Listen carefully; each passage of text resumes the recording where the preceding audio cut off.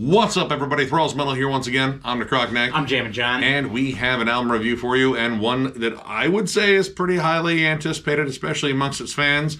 And that definitely counts us. And honestly, when I heard the first couple of singles from this, it became more anticipated because I really wasn't a big fan of the last one. No, me either. Not at all. So we're going to go over the latest offering from Whitechapel, Hymns in Dissonance.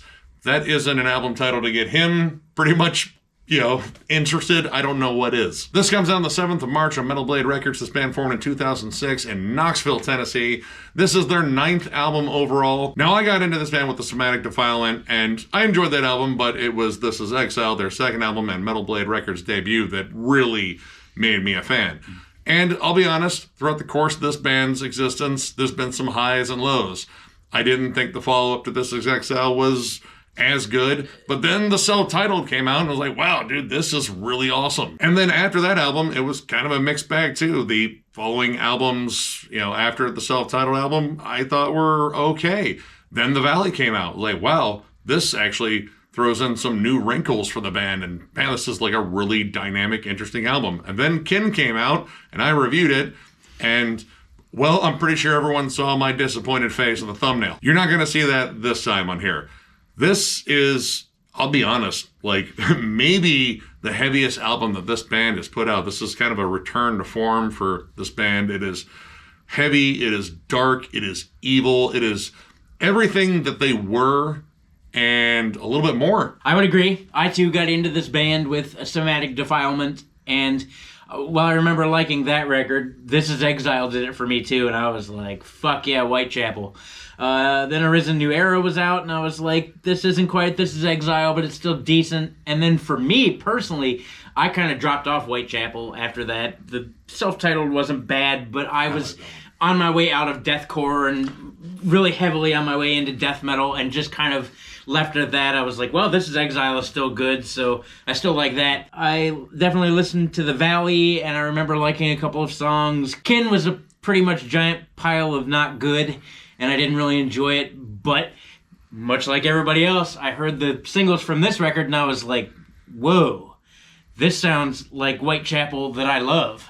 I'm probably going to really like this, and I got into it, and I would agree. This is probably the heaviest Whitechapel out there, and that's a bold statement considering what a big fan I am of This Is Exile, but this is this is pretty good. Now, this is their first album with new drummer Brandon Zacke, who replaced Alex Redinger, who was announced as their official drummer, and then like a month or two later said, nah, I'm not. Brandon comes from Enterprise Earth, so he does have a deathcore pedigree, and I mean, immediately, you kind of just feel that this has a darker present. Prisoner 666 comes in with these just dark, haunting single chords. There's an atmospheric swell and then blast off, like literally. You get into these heavy syncopated grooves. The production on here is as dense and as heavy as I think this band has ever sounded. This was actually done in-house. By Zach Householder. I know. Terrible joke. But throughout this entire album, I feel like the focus has definitely shifted back to writing the most bludgeoning, heavy songs, but as more mature songwriters. Like, while I wasn't the biggest fan of the more melodic geared stuff, like, I do like The Valley. I think that's an awesome album. Kin, no. But it did offer some different wrinkles, and they learned some stuff from those albums, I believe.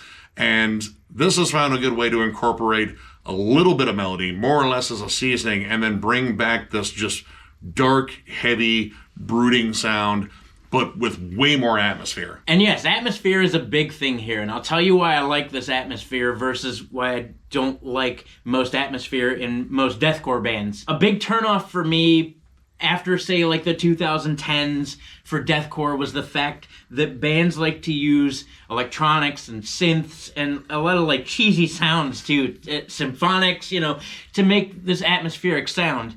And I know a lot of people over the years have bitched about Whitechapel having 3 guitarists. Like, yes. Why the hell do you have 3 guitarists? And initially it was just to make those chugs a lot more chuggier.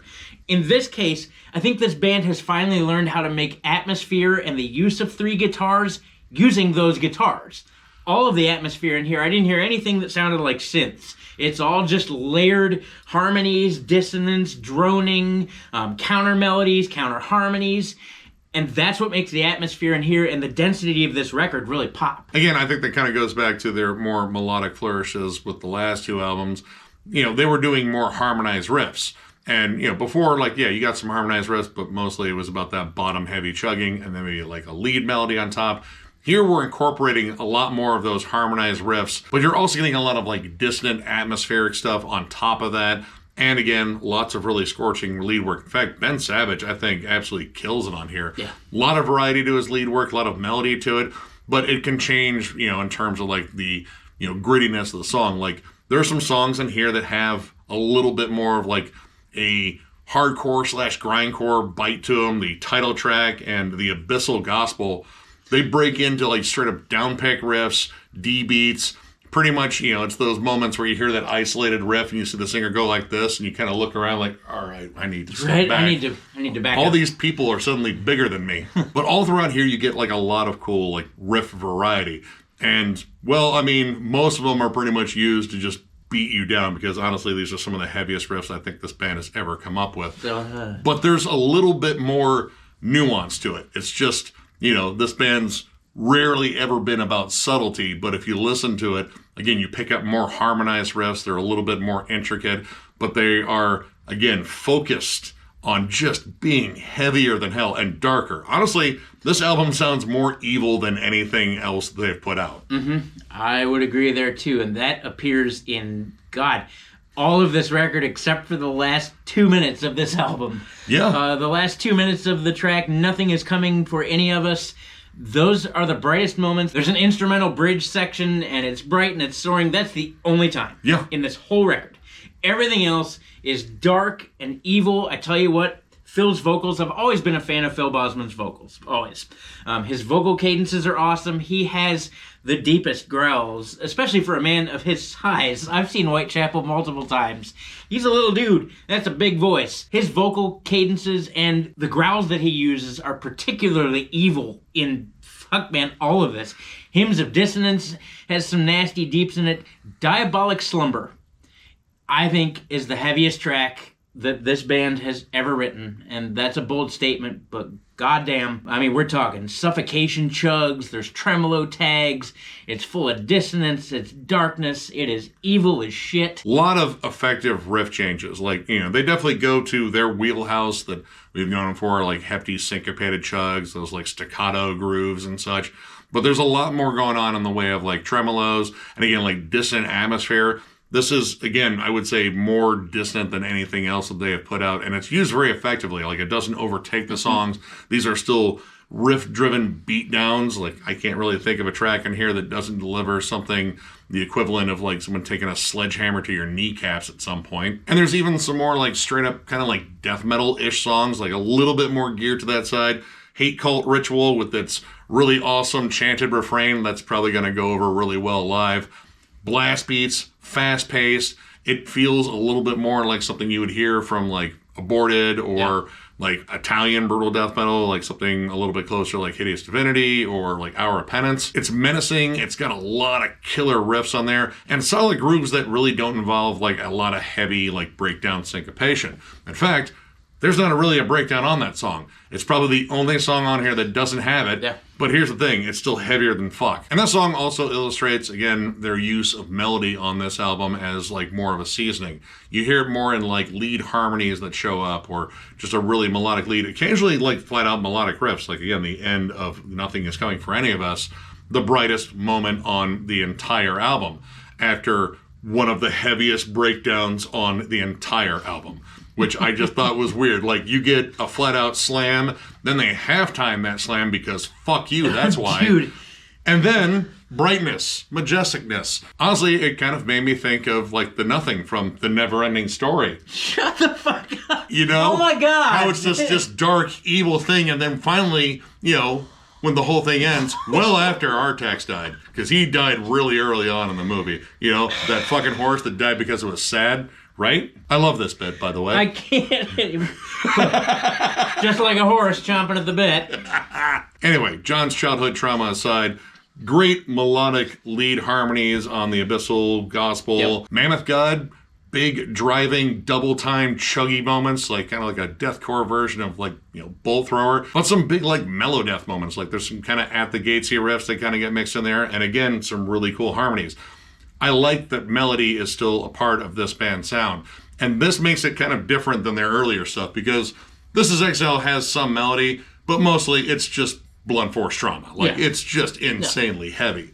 This, they pretty much took that old school sound, that old school intensity and vibe, and delivered it with just like a little bit more in the way of hooks, and maybe even more in the way of like technical flash too. And that technical flash too, because this band has never been known for like noodles and shit like that.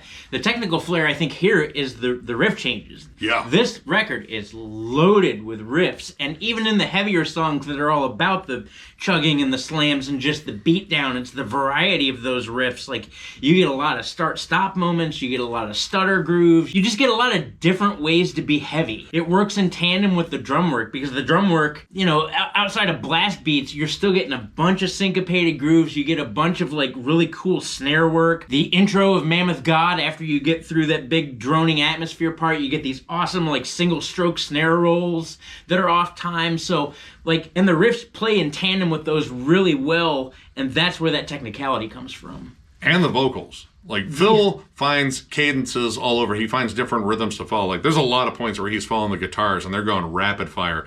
Like, right away, like Prisoner 666, he comes in with this just ridiculous, like, I don't know, I would say he barfed a few bars, because it's just like relentless, heavy gutturals, but they're very fast paced, like kind of Ollie-ish from Arspire. But he's following this really interesting off-time groove. There are moments where he's just kind of like following like the bass or following the drum pattern.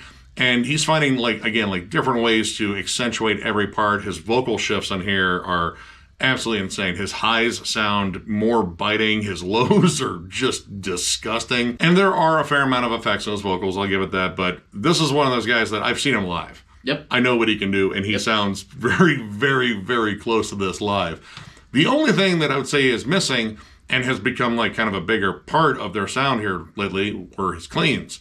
Now, when I complained about Kin, because believe me, I did, his vocals weren't really an issue at all. I like his singing. He has a really solid singing voice. And honestly, I would not expect a guy that growls the way he does to sing as sweetly as he does. And while I would have liked to have heard maybe a couple of like clean refrains on here, like maybe a little bit towards the end of the last track, honestly, there's not a lot of room in here for like a more melodic break that is like sustained. Yeah. Because a lot of the melody comes in flourishes, and it's just there, again, as more of a seasoning. This band, I think, just wanted to make like the heaviest album they possibly could, to the point where I could almost argue that they kind of like overcompensated for the last one. Like, let's just completely outdo what we did on the last one in terms of raw heaviness. In fact, let's just forget that one exists, because that's kind of how I feel. Like, this is so heavy that the concussion that this album gave me made me almost forget Kin existed. And it wasn't as though I wasn't like sitting back and listening and kind of waiting for a more melodic refrain to kind of take over in a song. Because, I wasn't completely convinced. Like, granted, like the first half of the album, the first 4 songs, like, okay, this is going to be heavy. But some shit could still happen, who knows. But it didn't really show up until, again, those last few seconds, which were a nice reprieve at that point. Like, because the rest of the album has just been kicking you, beating you. Even Phil's lyrics have kind of shifted back at least a little bit more towards the older stuff. Not necessarily talking about, like, Whitechapel, Jack the Ripper, blah, blah, blah. But they're dark. They're very anti-religious. They go for pretty much the throat of God and just cut it. Gonna be honest with you guys, in terms of negatives, I don't really have any. This record was a tremendous welcomed surprise from this band at this point. I, again, haven't heard these guys sound like this in a very long time. It's been a lot of years. And I didn't know, what they were capable of, especially coming out of Kin, and I didn't really like that record at all. This record pretty much whoops ass, and I'm happy for it. I mean, like, in terms of, like, minor complaints, I did think the end of Mammoth God kind of tailed out a little bit too soon. Like, I felt that there could have been more song there.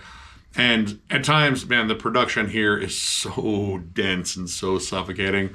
but I liked it. Like, even at points where I feel like it kind of gets a little too muddy, like there's a lot of vocal layering and overlapping, and then, of course, 3 giant guitars. It can get a little clustered at points, but again, like the overall vibe of this album, like I was really just kind of latched onto this. Like, this album speaks to like the reptile brain part of your brain that probably encourages violence. And I mean, it should. It's just a monstrously heavy album. And I'm going to go ahead and give it 4 stars. I really enjoyed this. And I kind of anticipated I would. Like, I heard the singles and like, dude, this sounds more like the band I got into way back in like the mid 2000s. But it also sounds like they've grown up. They've matured as songwriters. Again, those flecks of melody that weren't necessarily there in the earlier years, I think they're utilized well. And they're utilized like minimally. Like, this stuck to its guns, and its guns were just brutal, savage. Like, this thing is a punishing, heavy listen, but it's packed full of just pretty much everything that I think fans already loved about this band. Phil sounds like 8 or 9 different monsters on here. They all sound like they want to tear you apart limb from limb. The guitar work on here, I think, is honestly some of their best. There's a lot of just clever riff changes on here. Great lead work. Yeah, they pretty much checked off everything that I wanted from a Whitechapel album that I've been missing for a couple of years now. If you're a big fan of this band, you're going to love it. If you're a fan like that goes back as far as we do, in terms like the earlier years, you're definitely going to love it.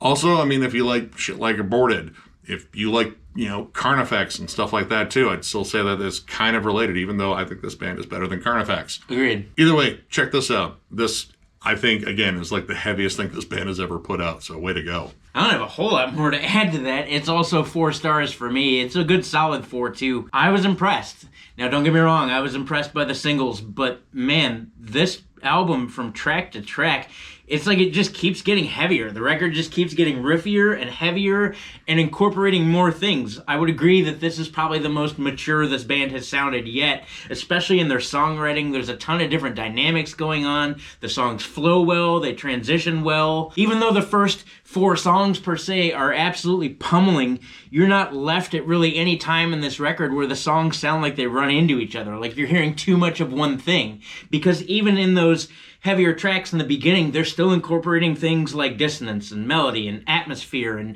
different grooves and different drum patterns. And really that happens throughout the record, especially when you get to the middle point. Hate Cult Ritual and the Abysmal Gospel are faster tracks. There's a lot more going on. You feel like you're ready to hit somebody with a chair. I spent really the whole album with a stank face, and that was pretty cool because I haven't done that in quite some time with this band. And yet another thing about this record, in terms of being dark and evil, this isn't like Spirit of Halloween spooky. This isn't like walk into the store and a spider jumps out at you and some guy in a clown mask goes, "Ha ha, I got you," and the little kid cries. This is like legit unsettling at times, and a lot of deathcore bands don't really know how to do that anymore, but some of them do. But Whitechapel has presented a side of Whitechapel that just hasn't plain existed in a very long time. If you were a fan of Whitechapel before, you're definitely going to be a fan of Whitechapel now. If you go back to the very beginning like we do, you're really going to love this record because they put out a hell of a release. I also agree, bands like Aborted, Hideous Divinity, stuff like that. But really, just check this out. I think they have a real winner here.